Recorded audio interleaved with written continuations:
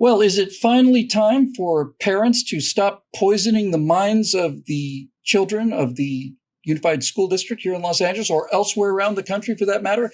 In other words, folks, when it comes to education, do parents have a right to say, we don't like what's going into your kids' head? Who do the kids belong to anyway?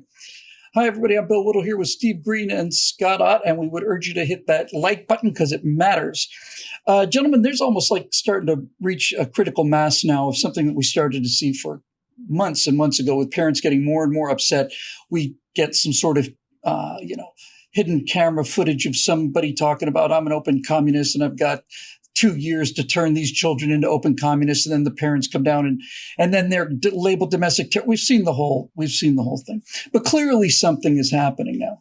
Clearly parents are starting to realize that what has been going on has been absolutely horrible and destructive for kids. And let's not forget, by the way, the damage that is only now beginning to become visible from 2 years of lockdowns, mask mandates, canceled schools. Kids are missing out on proms. Their psychological well-being has really been damaged. People say that these kids now expect to be disappointed. They've had this canceled, then this canceled, then this canceled. You hear stories about, teenage girls coming to school feeling guilty because they didn't wear a mask on a certain occasion and maybe that ended up killing somebody and so on and so on and so on. So look, the public school system is not working at all. And everybody knows it. And there's getting to be now an actual war between the parents and the teachers. And I think you can sum this up the most from, it looks like it was a tweet where basically an Iowa teacher said, if it weren't for teachers, more kids would turn out like their parents. Scott, is that the worst thing that could happen? That a kid would turn out like his parents?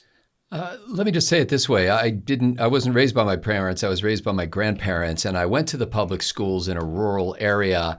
And I don't blame the schools, but I do wish I had turned out to be a lot more like my grandparents. Well, you're enough like your grandparents, because you've told us that story. You're enough like your grandparents for me to know that your grandparents would have been happy with how you turned out. But that's not what's going on now. Yeah. Well, I think there are a number of phenomena going on here. First of all is the delusion on the right that somehow this massive bureaucratic enterprise that is trying to sing out of the same hymnal across the country, that it gets 25% or more of its funding from the federal government, and so therefore is compelled to dance to the tune of some remote officers in a distant capital city, that somehow that's going to be functional. You've learned in business, if you've been part of any business, that you can't really run a corporation at a distance like that and expect that people will behave appropriately or expect to achieve outstanding results. The American school system that came up from a largely agrarian society in relatively small communities where people attended relatively small schools with mixed age classrooms where people from, 6 years old to 15 years old were all in the same classroom. That seems so quaint and infantile to us now. But by golly, we might want to get some of that back because there were a couple of good things about that. And number one was the accountability.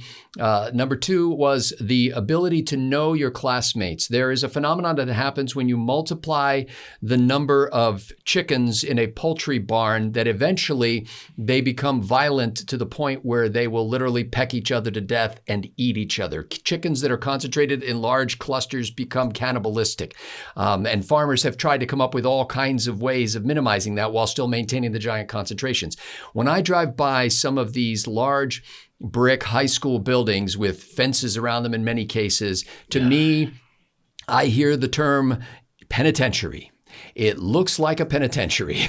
It's almost indistinguishable from a large holding facility that's designed for criminals. The laws that you have to put in place, the rules that you have to abide by, the ways that you have to structure things when you've got 1,200, 1,500, 3,000 people walking around in the same building during the course of the day, mitigate against a learning atmosphere and create a different kind of vibe that fights education, frankly. And so if you're sending your kids to one of these giant giant penitentiary schools, then I don't think you should show up at the school board meeting and say, hey, I expect things to be small scale accountable here in this giant, large scale operation. It's just not going to happen. I mean, maybe you wish it could be, and maybe you could get elected to the school board and somehow break up the structure of it so that within that giant building with all those people, you can make it feel more like small schools. But I mean, this is embarrassing to say, but in this country, in many ways, we have screwed up our educational system for the sake of high school football. I mean, we say it's so that we can get microscopes and swimming pools and things like that. But in reality, these large school districts coming together can then have a broader base from which to draw the most excellent football players. And we would never want to sacrifice that. And I live in football Valhalla here in Texas, where a couple of local school districts have spent in the neighborhood of $50 to $75 million to build football stadiums, for which they went out and floated bond issues to get taxpayers to fund this. And this is considered to be somehow part of education. My grandfather, who I don't think actually finished high school, was much smarter than me for his entire life, much more engaged in learning than the average person I ever meet. And he went to one of these little schools. And in his case, he was in the outskirts of Philadelphia at that time, Roxborough, which was not as urban as it is now. He lived on a dairy farm in Roxborough and went to a very small school. And I'm not saying go backward in time and change all that we've learned in the meantime. I'm just saying don't throw away what worked and replace it with something that clearly everybody knows can't work. Yeah, so basically saying a system that's designed to have $75 million high school football stadiums is not a system that's going to look at each individual student as a priceless Correct. being and so on. Steve, let's go to you for a second. As Scott Ott has reported, cannibalism in public schools now is rampant. And there's hardly any cannibalism in the public school. Mostly a problem especially with the RAF. among the fighting chickens of Texas.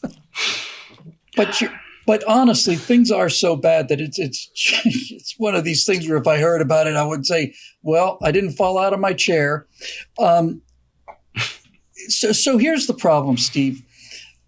The problem is parents have a right to be upset about this. They have a right to be upset about critical race theory. They have a right to be extremely upset about the fact that the institutions of teachers with the unions and all the rest of it are teaching their kids they should be ashamed of themselves for things that they didn't even know about, let alone that they weren't there to witness, and so on and so on. And so we all know that whole story.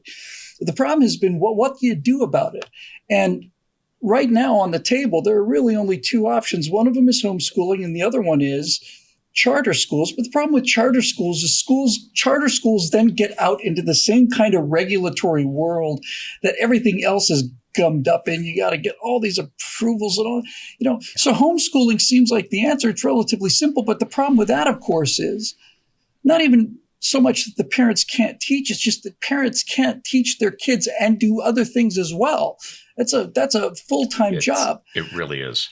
I have a feeling, a theory personally, Steve, that one of the great, really, really big money things that somebody could do in this country would be to start a homeschooling franchise that basically standardized all of this stuff, taught you exactly how to do it. Kind of the way that, McDonald's is like, I want to open a McDonald's. All right, McDonald's says, here you go. We're going to send you the frozen fries. Here's your sign. Here's this. Here's how it works and so on. I'm not saying we should make a bunch of McSchools, but a bunch of, school fillets may not be such a bad idea. Right. And that kind of dovetails with the thought I was having while Scott was speaking.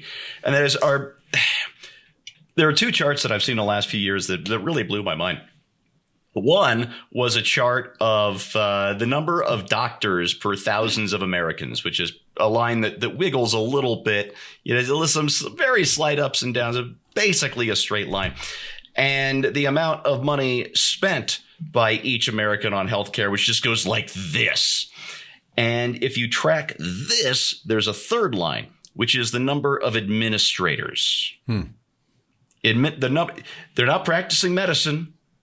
They're not delivering drugs to people. They're not doing anything but administering, because we've got so much paperwork because of all the federal government tendrils that are woven throughout 1/6 of the U.S. economy. And it's a similar thing with education. Spending per pupil has gone like this. Classroom sizes is kind of this wiggly line at the bottom. And administration, boom, just so much administration. And it occurs to me now I'm probably doing that backwards, but it doesn't matter. For our viewers, I mean. The point of this is the money is going to the people who don't teach, but who oftentimes have political agendas. And what I would love to see is we're never going to go back to the one-room farmhouse schoolrooms of our rural yesteryears. But what I would love to see is a system where there is no school, whether it is kindergarten or high school, that a kid can't walk to in the snow. Uphill both ways, of course. But to break up these huge schools, screw the football programs. If schools want to band together after hours to create bigger football programs, let them do that. But smaller schools, neighborhood schools. Hey, Steve? Yeah, Scott. What you just said just occurred to me that the bigger the high school, the fewer kids get to play football. That's true. That's There you go. absolutely That's right. true. Very good point. Subtle point. I love that. Shrink these schools down. Seriously, if a kid can't get there on foot in 15 minutes, the school is too far away, open another school. And you pay for it by eliminating the administrators you no longer need for these huge amalgamations of schools. And frankly, we don't need anyway right now. The other thing is very few things annoy me or anger me, I should say, more than bureaucrats, no matter what level, putting themselves in between me and my sons. That's what authoritarian states do. And whether they think they're doing the right thing, the noble thing, if they're just following the system, following orders, whatever, I don't care. Listen, I was raised in a family business. My dad and my grandfather were business partners. There was a lot of pressure on me, of course, as a kid to follow in their footsteps. And I wouldn't. I always had to do things my way. Maybe it was stupider. It was usually harder, but it's mine. I've only got so many years on this earth. I want to live my life. And I've had this conversation with my own sons who are 16 and 11 now, that the world's already had a Steve Green. I want to see what you guys can do.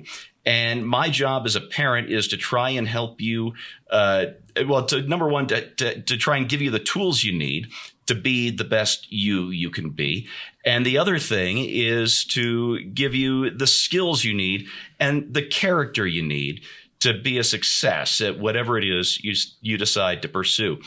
And what I worry is if a teacher thinks it's their job to keep my kids from being like me, what they're really saying is they don't think I should be allowed to pass on my character to them.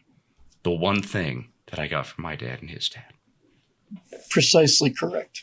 You should not be allowed to pass on your characters and values because the teachers made a decision based on their conversations with other elitists that these values are values that we don't want anymore. And so they're going to basically cut the connection between the parents and the students and raise a whole new generation of students who are basically woke and extremely left-leaning, and they can be the new socialist men and women of tomorrow. And we'll see how that works out, as if we don't already know.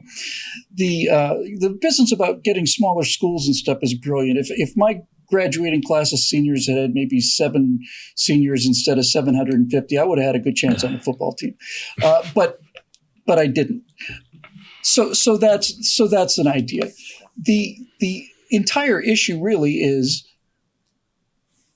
does a parent have a right to expect that their kids are going to come back from school not hating the parents? That's really what it comes down to. And more of this trouble, and the reason this is becoming so frothy and really coming to a head now, is because more and more parents are having their kids come home and realize that they've just sent their kids someplace to teach them how to hate them and everything they believe in. Now, needless to say, I know which side I'm on this issue, but I'm not kidding about this idea of a homeschool franchise kid. To me, this is the exact solution of doing exactly what we just talked about here, where you basically, instead of having 700, 1,000 kids, you've got 60, 70 kids in a neighborhood. You've got the standardized packages. You've got the people who can administer these different grade levels. And most importantly of all, if I was running that franchise, I would say not only is a student allowed to record what we teach in these lessons, we insist on it. We insist on it. We insist we will have a webcam up in the corner, and any parent at any time can just drop in on the internet and watch this biology class from start to finish. That kind of transparency, that kind of depoliticizing schools would not only get all of this poison out of the system, it would then give parents a realistic sense of what they are getting for their time and money and their entire future. Can this person teach? Yes or no? Seems like a no-brainer to me, but a lot of stuff it seems like no-brainers to me out there turns out are brainers after all. We'll see. Don't forget to hit that like button. It's really important. For Steve Green and Scott Ott, we'll see you next time right here on Right Up.